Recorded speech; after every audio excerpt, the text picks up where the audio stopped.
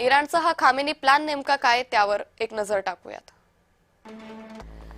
America इस्रायलनं हल्ला केला तर त्यांच्या मित्र राष्ट्रांवर हल्ले करायचे।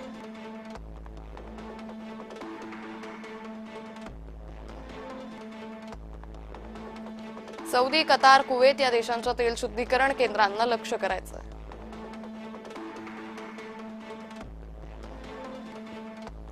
जेणेकरून जागतिक बाजारात तेलाचे दर वाढतील।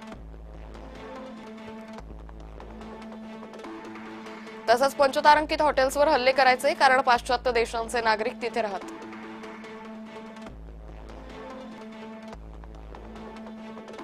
अमेरिका, ब्रिटनच्या नागरिकांचा आपल्या हल्ल्यांमध्ये मृत्यू झाला तर त्यांच्यावर दबाव वाढेल। जास्तीत जास्त हवाई हल्ले करायचे, जेणेकरून नागरी विमान सेवा ठप्प होईल।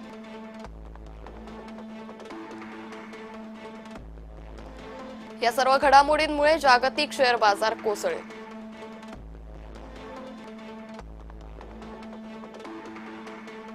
हे सगळं झाल्यावर अमेरिका आणि इस्रायलवर अन्य देशांकडून युद्ध थांबवण्यासाठी दबाव येईल।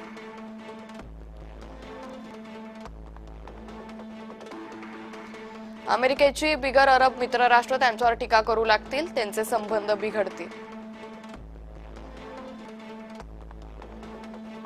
अमेरिकेच्या हल्ल्यात केंद्रीय नेतृत्वाचा खात्मा झालाच तर लष्कराच्या प्रादेशिक कमांडर्सना आपापले निर्णय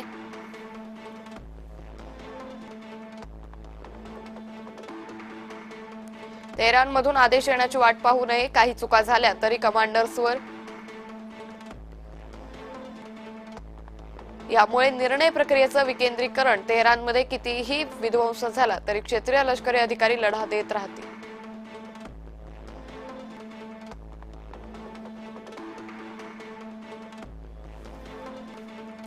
इराणचं प्रचंड नुकसान होणार असेल तर आपणही त्यांचं शक्य तेवढं नुकसान करायचं।